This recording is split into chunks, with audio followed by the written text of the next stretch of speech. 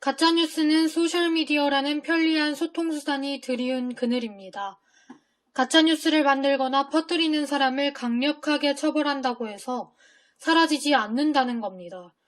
가짜뉴스를 자동으로 찾아내 표시하는 기술을 개발한다고 해도 쉽게 해결되지 않습니다.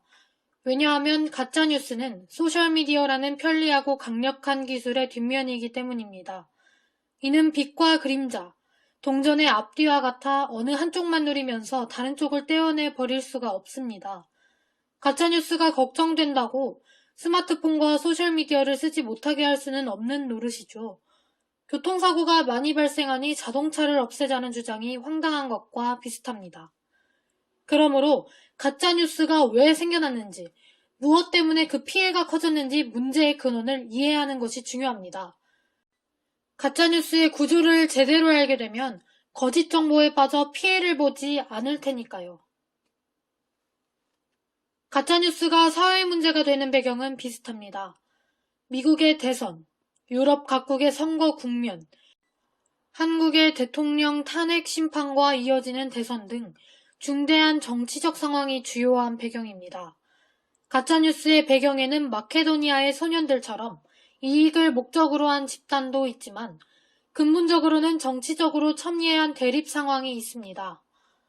마케도니아 10대들이 미국 대선 후보를 대상으로 삼은 것도 그것이 이용자들의 반응을 가장 활발하게 끌어내고 첨예한 대립 국면이 펼쳐지는 주제였기 때문입니다.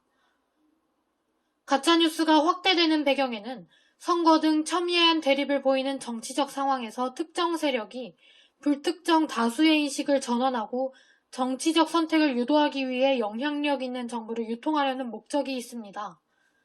국내에서는 박근혜 탄핵, 대통령 선거 때 가짜뉴스가 확대됐습니다.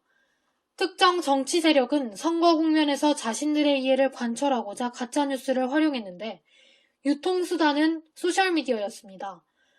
지인의 추천을 통해 정보가 유통되고 이용자들은 정보의 신뢰도나 출처를 따지지 않고 정보를 흡수하는 소셜미디어의 속성이 철저히 정치적으로 이용된 거죠. 일부 정치인들이 가짜뉴스에 기반해 주장을 펼치기도 했습니다. 급박한 상황에서 정보의 정확도보다 영향력을 중시했기 때문이죠. 공직선거법은 선거운동 기간에 거짓되거나 불법적인 정보를 유포하는 행위를 표현의 자유를 제한하면서까지 강하게 규제합니다. 그러나 가짜뉴스 현상은 국경과 물리적 한계를 뛰어넘는 인터넷 기반의 소셜미디어를 통해서 유포되고 있으며 새로운 기술적 배경을 기반으로 교묘하게 사실과 거짓을 혼합해 만들어진 정보입니다. 이런 점에서 종래의 규제와 법규로 대처하기 어렵지요. 가짜뉴스를 악용하는 세력의 의도와 기술적 능력에 비해서 이를 수용하거나 규제해야 하는 쪽은 기술적 문화적으로 그만큼 기민하게 대응하지 못하는 데도 원인이 있습니다. 모든 가짜의 팩트체크로 일일이 반박하기란 불가능합니다. 가짜뉴스가 너무 많고 새롭게 진화하기 때문이기도 하지만 이는 근본적인 해결책이 아니기 때문입니다. 가짜뉴스가 왜 생겨나는지, 우리는 왜 가짜에 속는지를 이해하려면 정보사회의 구조를 아는 게 출발점입니다. 가짜뉴스가 주로 소셜미디어 플랫폼을 통해서 유통되어 피해를 키운다는 점은 소셜미디어 기업들이 사회적 책임에서 벗어날 수 없음을 의미합니다. 소셜미디어는 서로 신뢰하고 자유롭게 소통하는 지인들 간의 네트워크이므로 한 번 공유된 정보가 높은 신뢰감을 바탕으로 빠르게 퍼진다는 특성이 있습니다. 가짜뉴스 유통 세력은 이를 악용합니다.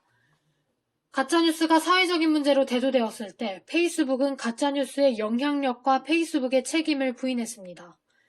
페이스북의 CEO 마크 저커버그는 2016년 11월 인터뷰에서 개인적으로는 페이스북 내의 가짜뉴스 콘텐츠는 극히 일부이며 이런 가짜뉴스가 선거에 영향을 미쳤다는 주장은 말도 안 된다고 생각한다며 유권자들은 자신의 경험을 토대로 투표한다라고 말했습니다.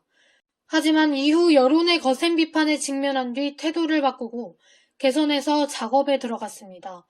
불과 한 달 뒤인 저커버그는 뉴스 유통에 책임감을 느낀다라고 말하면서 2017년 1월부터 페이스북 저널리즘 프로젝트를 만들었으며 이 프로젝트는 페이스북에서 가짜뉴스를 식별하고 추방하기 위한 작업으로 언론사들과 협업하는 방식이라고 밝혔습니다.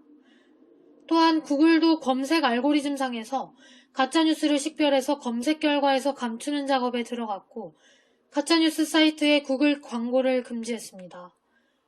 유튜브도 2018년 3월 의심스러운 유튜브 동영상에 정보단서 기능을 추가해서 허위 정보 파급을 막겠다는 방침을 발표했습니다. 비기술적 방법도 동원되고 있는데 가짜뉴스 확산 이후 기존 방침을 바꿔서 사람의 개입을 늘리고 있습니다. 유럽연합은 법과 제도를 통한 규제 강화로 온라인상의 거짓 정보에 대응을 강화하고 있으며 독일 정부는 가짜뉴스와 혐오 발언을 삭제하지 않은 소셜 네트워크 서비스 업체에 최대 약 600억 원의 벌금을 물리는 법안을 추진했습니다. 오늘은 소셜미디어 속 가짜뉴스에 대해서 알아보았습니다. 오늘의 자투리TV는 여기까지입니다. 다음에는 더 유익한 정보로 찾아뵙겠습니다. 감사합니다.